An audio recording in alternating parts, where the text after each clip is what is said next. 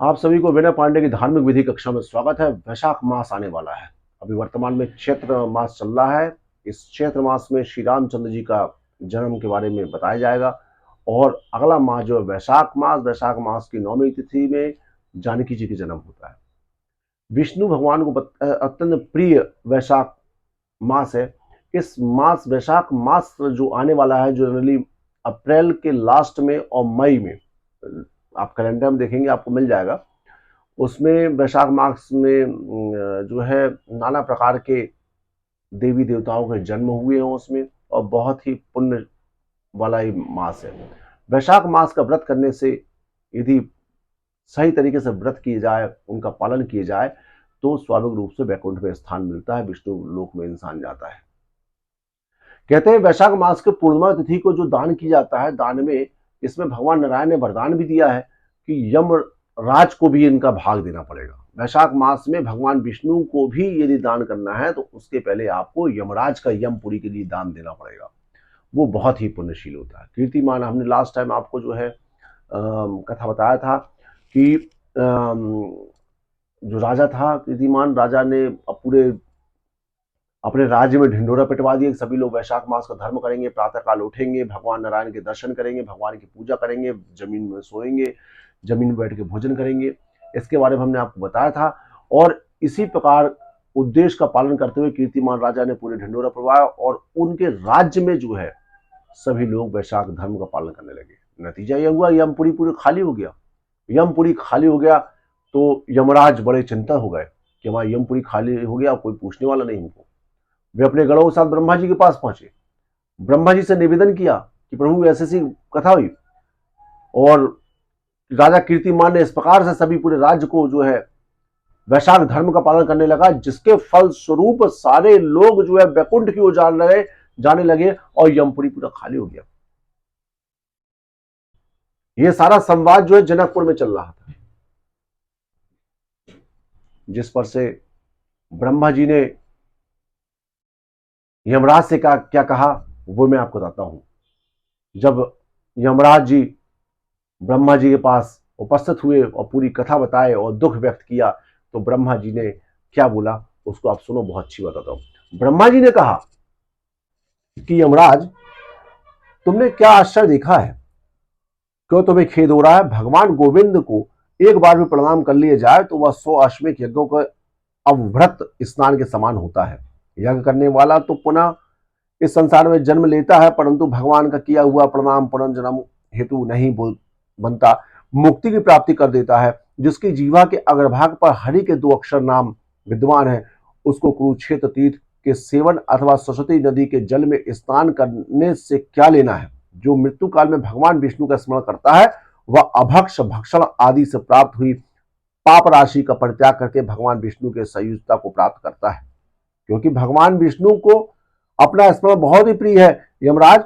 इसी प्रकार वैशाख नामक मास भी भगवान विष्णु का प्रिय है, जिसके धर्म का श्रवण करने मात्र से मनुष्य सब पापों से मुक्त हो जाता है। उनके अनुष्ठान से तात्पर्य रहने वाला मनुष्य यदि मुक्ति को प्राप्त हो तो उसके लिए क्या कहना।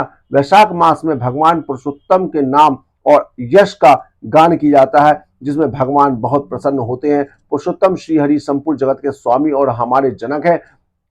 यह राजा कीर्तिमान जो है, जो सभी को वैशाख मास में उन्हीं भगवान के प्रिय धर्मों का अनुष्ठान करता है, जिससे प्रश्नचित्र होकर भगवान विष्णु सदा उसकी सहायता में स्थित रहते हैं। भगवान वासुदेव के भक्तों का कभी अमंगल नहीं होता, उन्हें जन्म मृत्यु जरा और व्याधि के भय भी नहीं प्राप्त होता है।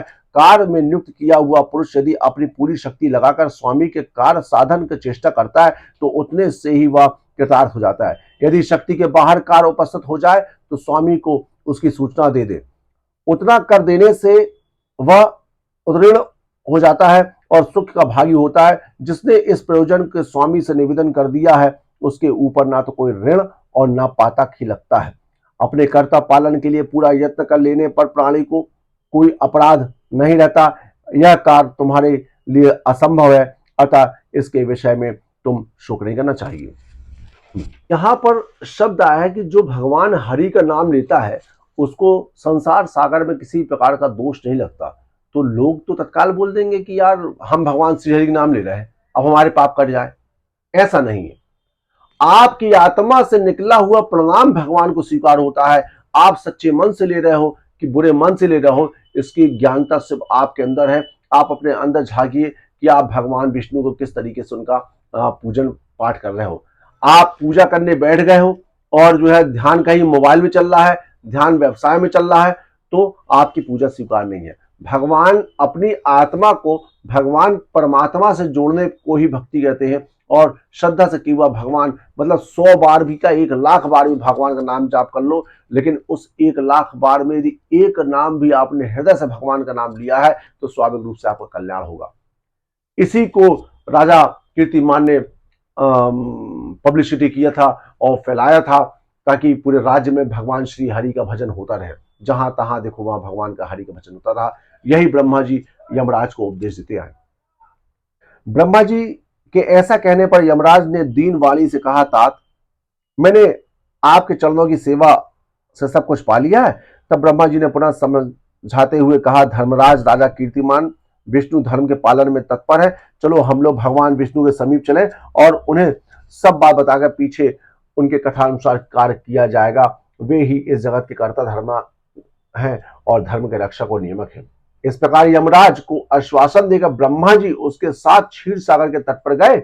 वहां उन्होंने सच्चिदानंद स्वरूपा गुणातीत परमेश्वर विष्णु का स्तवन किया। ब्रह्मा जी की स्तुति से संतुष्ट होकर भगवान विष्णु वहां प्रकट हुए। यमराज और ब्रह्मा जी ने तुरंत उनके चरणों को मस्तक झुकाए। तब भगवान विष्णु ने मेघ के समान गंभीर वाणी से उन दोनों से कहा, तुम लोग यहाँ क्यों आए हो? ब्रह्मा जी ने कहा, प्रभु आपकी श्रेष्ठ भक्त राजा कीर्तिमान ने शासन काल में सब मनुष्य वैशाख धर्म का पालन में संलग्न हो, आपके अविनाशी पद को प्राप्त हो रहे हैं, इसमें यमपुरी सुनी हो गई है।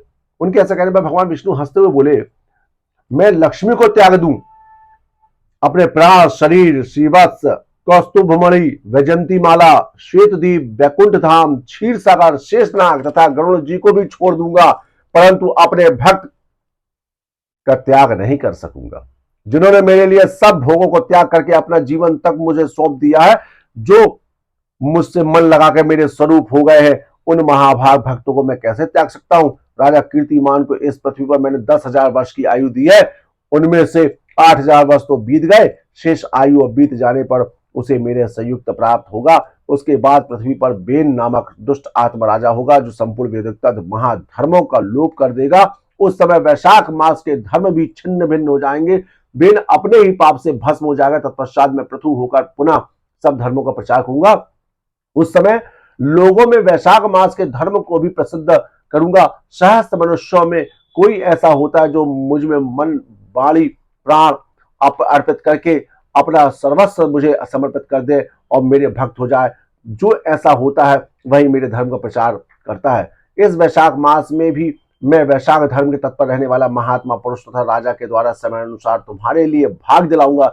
लोक में जो कोई भी वैशाख मास धर्म का व्रत करेंगे वे तुम्हें भाग देने वाले होंगे। उनके वैशाख मास में बताए हुए महाधर्म के पालन में तुम्हें कभी विघ्न ना उपस्थित करना।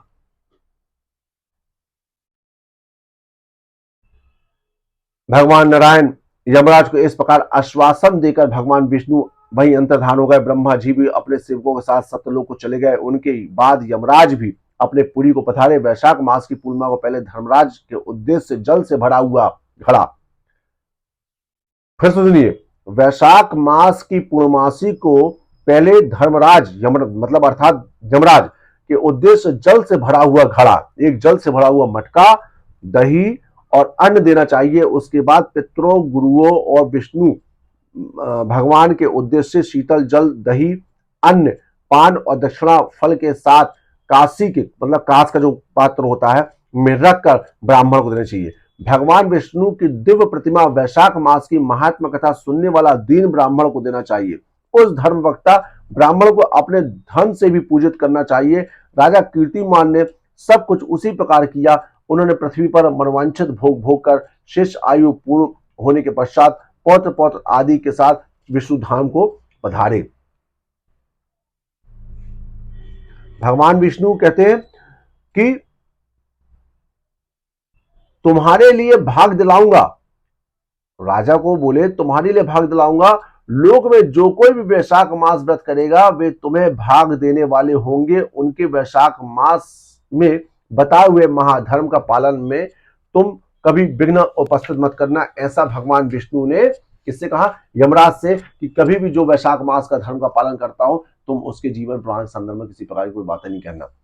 इसलिए मिथिलापति ने जब ये कथा सुनी तो दुरात्मा राजा बेन प्रथम मनवंतर में हुए थे, और ये राजा इक्ष्वाकु कुलभूषण कीर्तिमान व्यवस्मान मनवंतर के व्यक्ति हैं। यह बात पहले मैंने अपने मुख से सुन रखी है, परंतु इस समय आपने और ही शुद्धदेव से बात कर रहे हैं मिथिला नरेश जो है, आपने और ही बात कही है कि यह राजा जब वैकुंठ वासी हो जाएंगे इसके बाद राजा बेन उत्पन्न होंगे। मेरे इस संशय को आप निवृत्त कीजिए।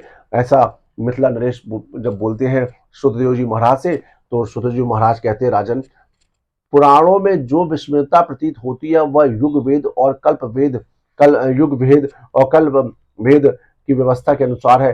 किसी कल्प में ऐसा ही हुआ होगा कि पहले राजा कीर्तिमान और पीछे बेन हुए होंगे, इसलिए कहीं कथा के समय की विपरीतता देखकर उसके अपराध होने का आशंका नहीं करना चाहिए। इसलिए मैं आप सभी से बोल रहा हूं कि जीवन बड़ा छोटा है, आपको पता नहीं चलेगा कब आपकी आयु बढ़ते बढ़ते एक अंत तक पहुंच गई है। हर व्यक्ति की मृत्यु होना है, निश्चित है, इसे कोई रोक नहीं सकता, क्योंकि हर व्यक्ति की हर चीज की अपनी एक मर्यादा बनी हुई है। चाहे आग की अपनी मर्यादा है, सांप की अपनी मर्यादा है, शेर की अपनी मर्यादा है, उसी प्रकार इस शरीर की अपनी मर्यादा है। इसको एक जो उम्र दिया गया है, उम्र बाद इसको छोड़ना पड़ेगा। जिस प्रकार एक गर्भवती महिला के गर्भ में 9 महीना बच्चा रहता है और 9 महीने के बाद वह उस गर्भ को त्याग करके दूसरा शरीर धारण करता है, उसी प्रकार एक समय बाद वह आत्मा जो उस बच्चे में है वो इस शरीर को त्याग करके वायु का शरीर धारण करता है। इसलिए आप सभी से निवेदन है कि वैशाख मास आने वाला, वैशाख मास में प्रातः काल सूर्योदय से पहले स्नान करें। यदि आप अपना कल्याण चाहते हो, आप यदि अपने परिवार कल्याण चाहते हो, आप अपने धन दरिद्रता को दूर करना चाहते हो, धन को अर्जित करना चाहते हो और दरिद्रता को नाश करना चाहते हो, ऐसे बहुत सारे रोगों का, ऐसे बहुत सारे जो है चीजों का जो है उपयोग और कल्याण करने हेतु आप जो वैशाख धर्म का पालन करें, पूरे परिवार से करवाएं। वैशाख मास में प्रातःकाल उठ के स्नान करना है, जमीन पर सोना है, जमीन भोजन करना है, लोगों से अच्छी बातें करना है, भगवान विष्णु की अर्चना पूजा करना है। और पूर्णमासी के दिन जो पूर्णमासी पड़ेगी, पूर्णमासी के दिन एक मटका जल से भरा हुआ यम के नाम से आपको दान करना है। उसके साथ दही, कटोरी में दही ले लिए और दही के साथ मैंने आपको बताया कि कुछ और अन्न वगैरह रख दे के और यम के नाम से आप दान करवा दीजिए। उसके बाद जो ब्राह्मणों को भोजन कराने के बाद उनको भी दान कर दीजिए और फिर देखिए आपका कैसा कल्याण होता है। बोले शंकर भगवान की जय। सब्सक्राइब करने से आपको ये बेनिफिट मिलेगा कि आने वाला वैशाख में और क्या बेनिफिट होना है और क्या फायदा मिलना है, कि अक्षय तृतीया में क्या होना चाहिए, जानकी जन्म में क्या होना चाहिए, ये सारी बातें हम आपको आगे के वीडियो बनाएंगे। इसलिए चैनल को सब्सक्राइब करें, लाइक भी करें, शेयर भी करें और बेल आइकन को ऑन करें। और यदि ये करने में थोड़ा कष्ट उत्पन्न हो तो बोले कि शंकर भगवान की जय। ओम नमो नारायण।